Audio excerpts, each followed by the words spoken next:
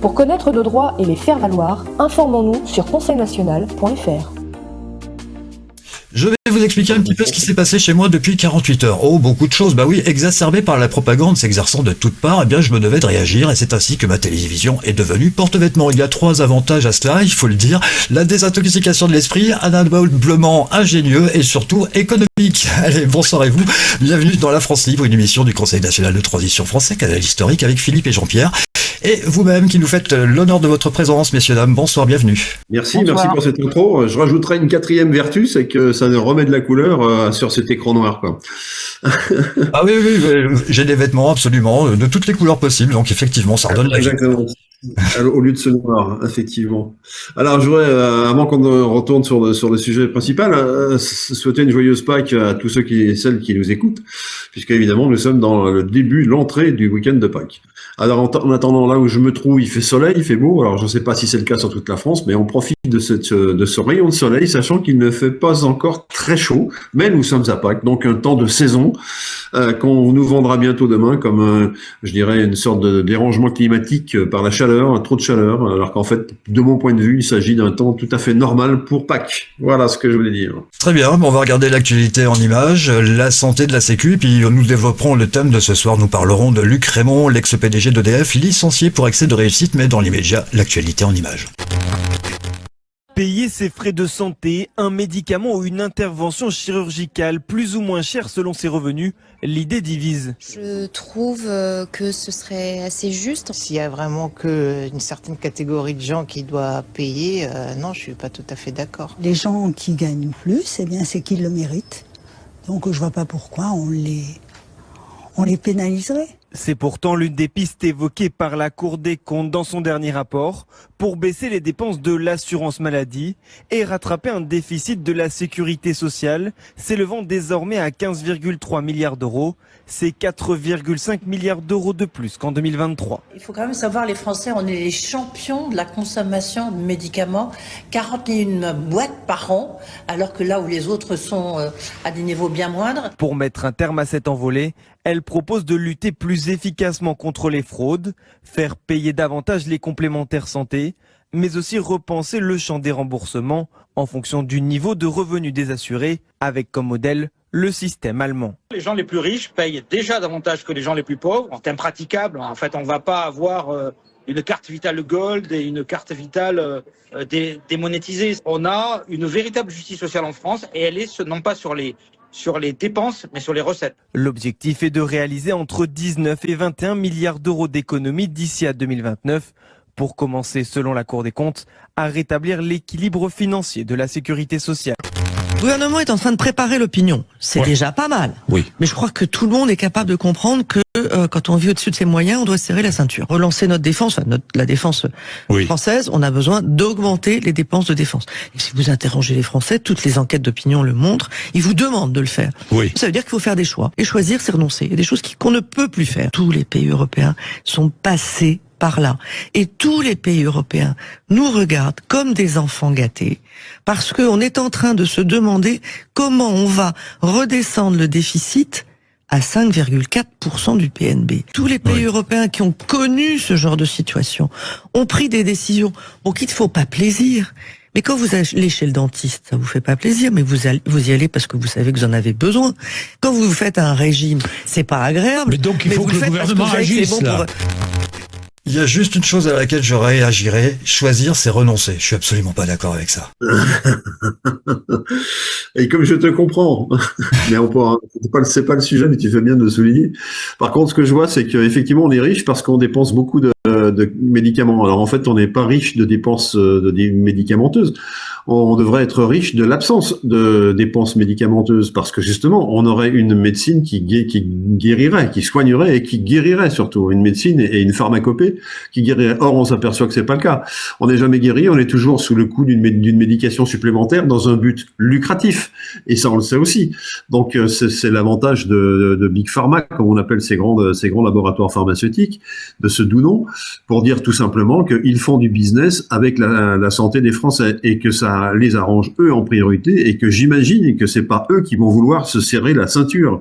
Ça va être nous, c'est-à-dire qu'on va payer les mêmes médicaments plus cher alors qu'on pourrait tout simplement s'en passer. C'est une piste de réflexion que je donne à cette dame, hein, mais peut-être fait-elle partie de Big Pharma, donc je suis un insolent. Voilà ce que je voulais... Non, tu es et nous sommes des cochons de Français privilégiés. Voilà, donc nous sommes des gens comme ça. Jean-Pierre, si tu veux t'exprimer. Oui, cette dame prend des expressions qui ont été élaborées par des gens qui avaient cru au moins comprendre des éléments de vie, et puis elle nous les balance comme ça, comme une mitraillette, d'un air de dire, nous, on s'est pas privé, on s'est payé grassement, maintenant c'est à vous de vous priver. Merci madame, nous n'avons pas besoin de vos services, et peut-être vous priverez-vous quand vous n'aurez plus votre poste. Désolé, merci d'avoir entendu. Oui, alors il y a derrière cette ironie, il y a plein de choses. Et puis surtout là, on nous propose clairement une médication à deux vitesses entre les gens qui peuvent se payer des médicaments chers et ceux qui ne pourront pas. Imaginons que demain les chimiothérapies sont à la charge des malades. Ça peut arriver demain.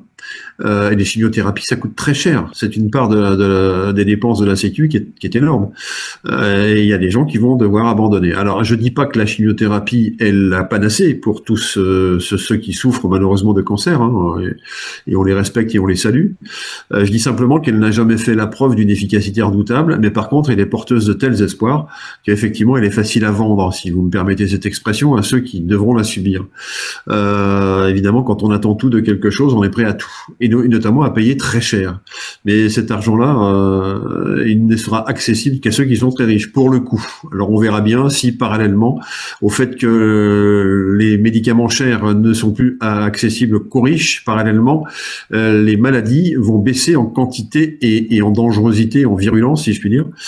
Parallèlement, c'est possible, ça pourrait s'équilibrer de cette façon-là. Mais si les maladies augmentent en plus que le prix des médicaments augmente aussi, alors là, on va aller vers un phénomène inverse qui sera dramatique pour une partie de la population, ça c'est sûr. Vendredi 18 avril, nous allons parler ce soir de Luc Raymond. Nous n'avons pas choisi cette personne par hasard. Nous l'avons choisi effectivement pour une raison bien particulière. Ce monsieur a été licencié pour excès de réussite. Il était PDG au sein de l'entreprise EDF et a fait un travail formidable. Eh oui. Et là aussi, on se trouve confronté à un paradoxe géant, c'est-à-dire que ce monsieur qui a été recruté pour rétablir un certain nombre d'équilibres au sein de l'EDF, peut-être même proposer des solutions alternatives, sachant que son prédécesseur n'avait duré que 3 ans, ce qui est déjà un record en soi sur la durée en poste à l'EDF, tellement c'est un poste stratégique, évidemment. Il s'agit de l'énergie, celle qu'on consomme nous, celle qu'on vend à l'étranger. Voilà, donc la sécurité, le taux de recouvrement, c'est-à-dire quelle part de notre propre consommation fabriquons-nous. Donc on est aujourd'hui aux alentours de 70%. Donc ce monsieur Luc Raymond, alors je vais quand même vous donner l'orthographe de son nom parce qu'elle est particulière, c'est R-E-M-O-N-T comme Thérèse. C'est pas Raymond le prénom, hein, voilà, ça vaut le coup d'être souligné. Tout le monde n'est pas forcément au courant, donc voilà.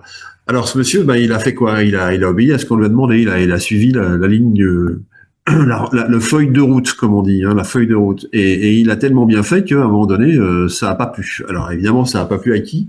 Sûrement pas à ceux qui l'ont fait venir, ou alors ils l'ont fait venir, mais pour autre chose. Mais s'il a fait autrement, c'est que la feuille de route n'était pas suffisamment clairement établie au départ.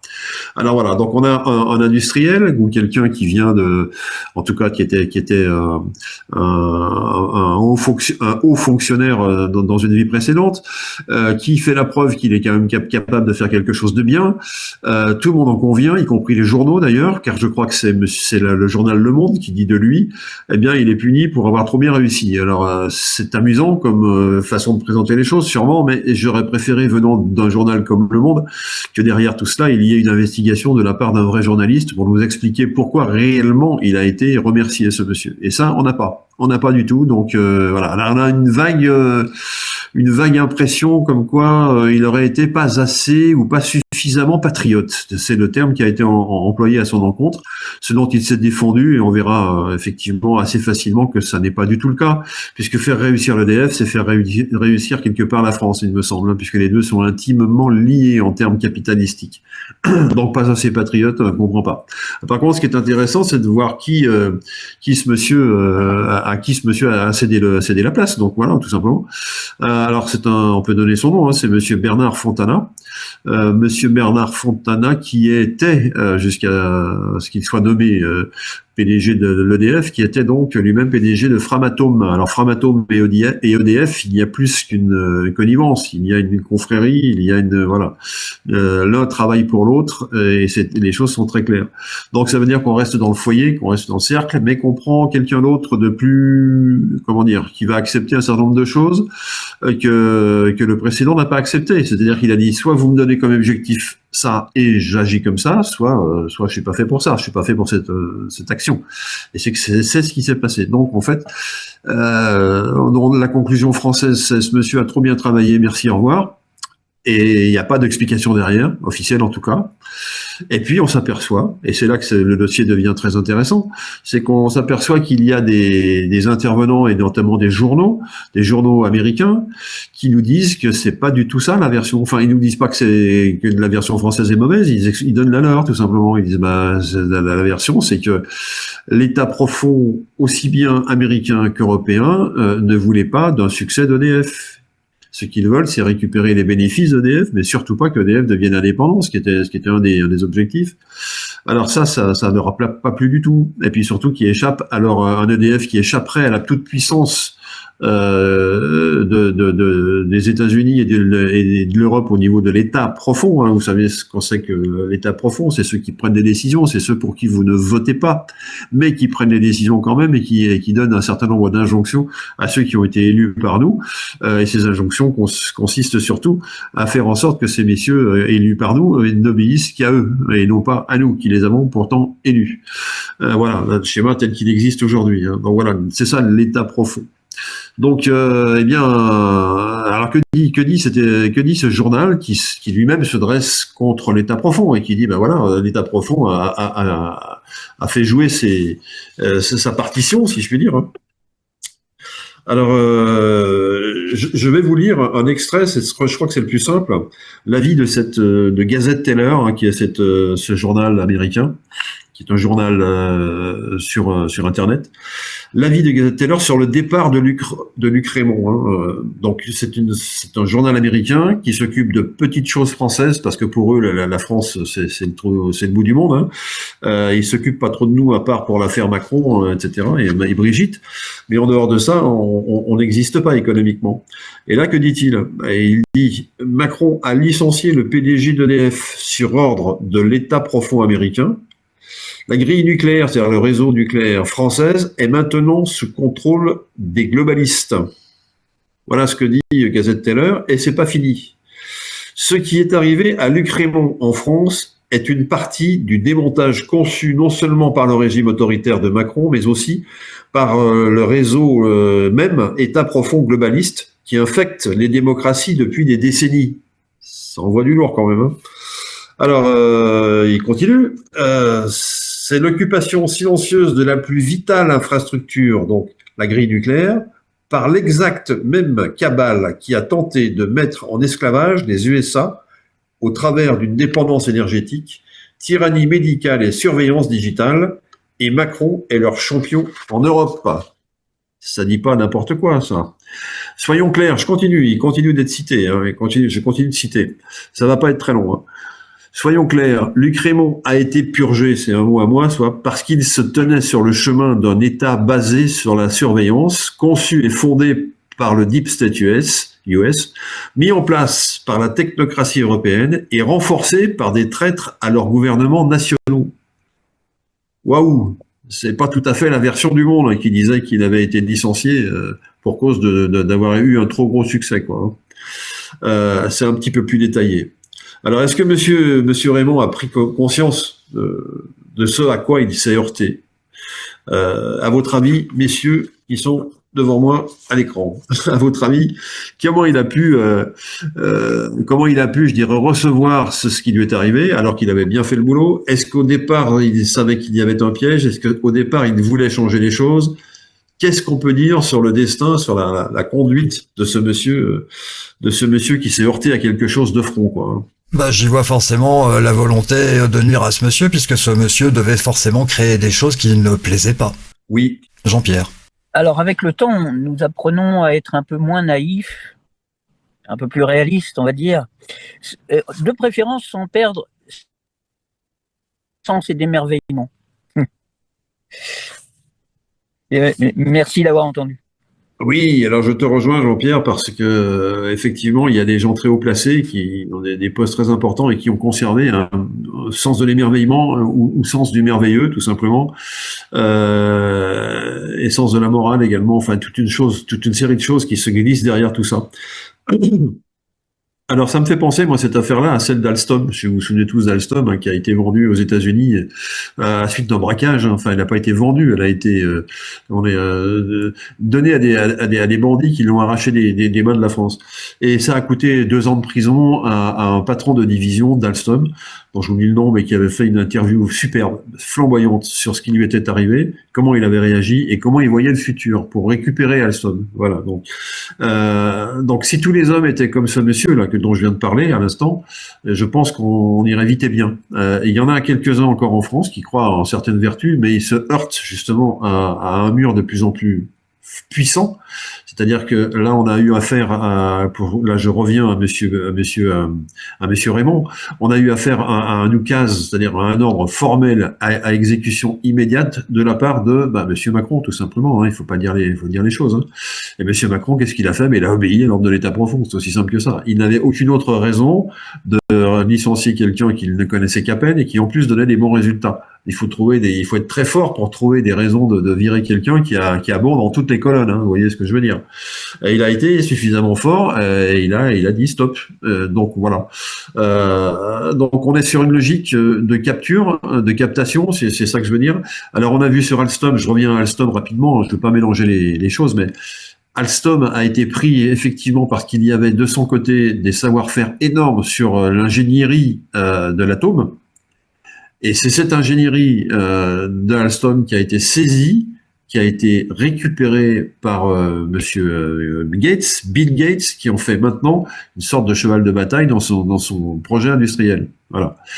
Donc on a donné, on s'est fait voler, piller, braquer, un savoir-faire énorme qui est tombé directement dans les bras de monsieur Bill Gates.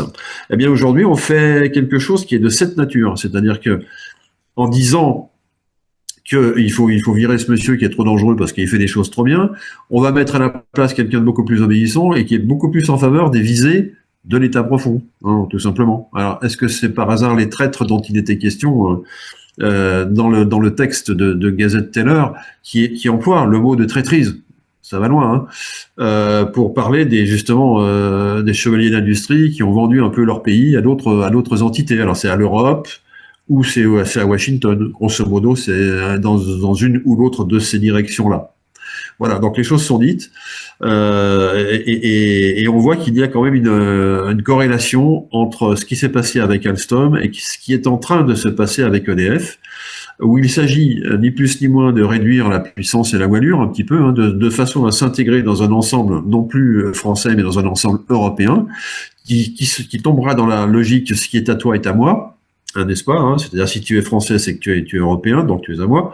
Et à partir de là, on aura une puissance non plus française, mais une puissance de l'État profond, qui va dire demain à toutes les personnes qui utilisent de l'électricité en France, et on est quelques-uns, voire même tous, qu'il acceptera d'en donner à condition que vous vous comportiez bien, à condition que on remplisse un certain nombre de cases pour être éligible à la fourniture d'électricité dans les proportions qui nous intéressent. Voilà.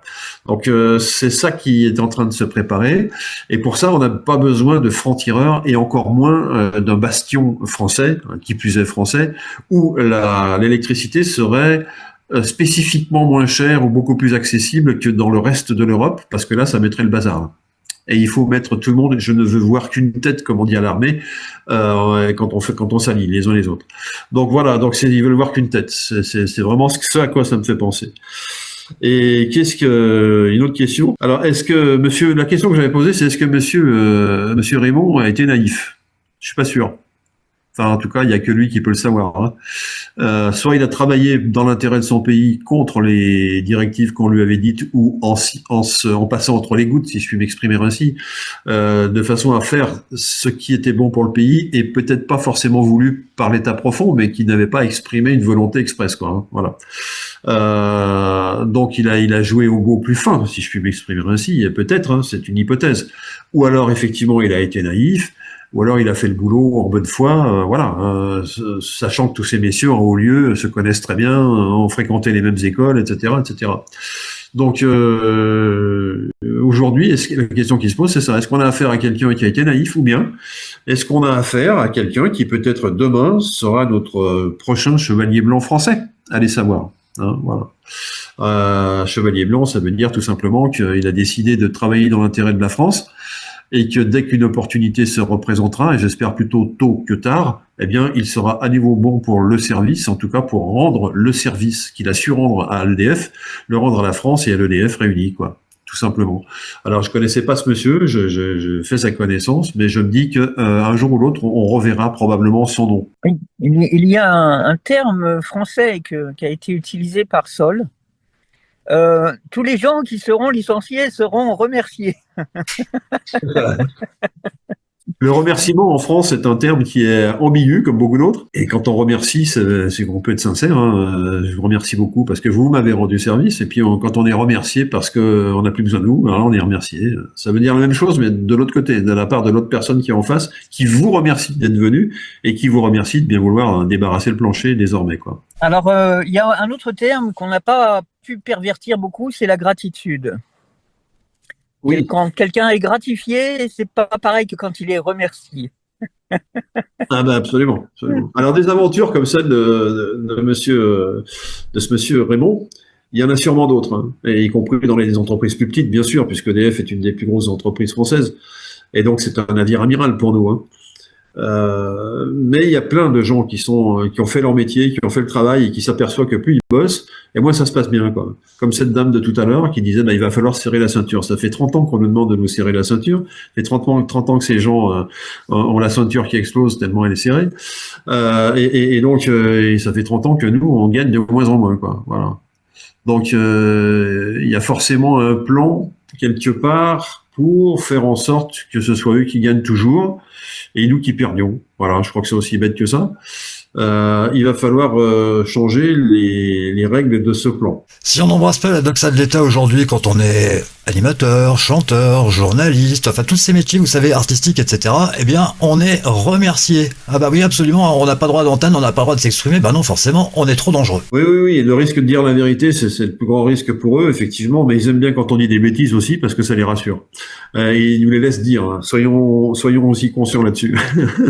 Très bien, merci Philippe, merci Jean-Pierre. Eh bien, il est temps de vous souhaiter un excellent week-end de Pâques, en famille évidemment, ensoleillé et donc en chanteur. Ben oui, prochain rendez-vous avec le CNTF-CH, ce sera à partir de la semaine prochaine. Excellente soirée, excellent week-end.